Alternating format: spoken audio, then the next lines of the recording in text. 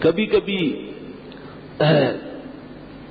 لوگوں کے مال میں تکلیف شروع ہو جاتی ہے، کاروبار بند ہونے لگتا ہے،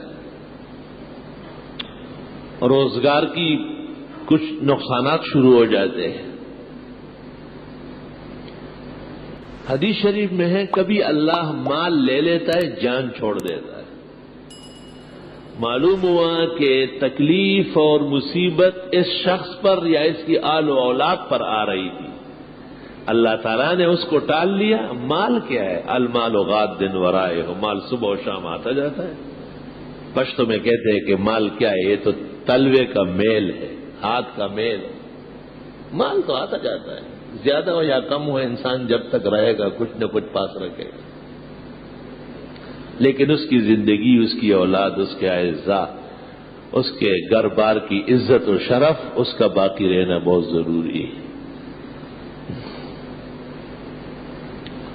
اس سے یہ مسئلہ پیدا ہوا کہ وقت بر وقت، وقت بر وقت کہو، وقت بے وقت مت کہو، وقت بر وقت مناسب اوقات میں کبھی آپ کی ضرورت کے لیے، کبھی دین کی ضرورت کے لیے صدقات مالیہ کیا کرو، مال صدقہ کیا کرو۔ ان اللہ یامرکم ان تذبحوا بقرہ، اللہ تمہیں حکم دیتا ہے کہ گائے ذبح کرو۔ ایک مصیبت آئی تھی بنی اسرائیل کو، یہ صدقے میں کالا بکرا کاٹتا ہے، کتنا کم عقل ہے۔ دیکھو، کالا بکرا تو خود بلا ہے، بلا سے ٹلتی ہے، توبہ کرو، بلا تو طہارت سے ٹلتی ہے۔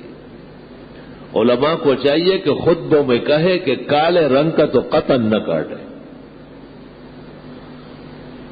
اور ان کا کیا، یہ تو نیا مکان جب بناتے ہیں تو بکرا ذبح کر کے اس کا خون بنیادوں میں ڈال لیتے ہیں۔ تو میں پوچھتا پہلے تو یوں ہو کہ خون پاک ہے یا پلید؟ تو گھر کی بنیادوں میں گھر کا خیرخواہ اور مالک خود کبھی نجاست ڈالتا ہے کہ آپ نے ڈالی؟ یہ پاک لوگوں کا کام تھا، یہ ناپاکوں کا کام کیا ہے آپ۔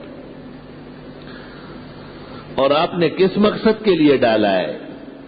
تاکہ اس گھر میں مصیبت و بلا نہ آئے، تو آپ نے تو اس کی بنیادوں میں خون ڈالا ہے۔ جب تک یہ مکان قائم رہے گا اس میں خونی واقعات پیش آتے رہے، آپ نے تو یہ کوشش کی۔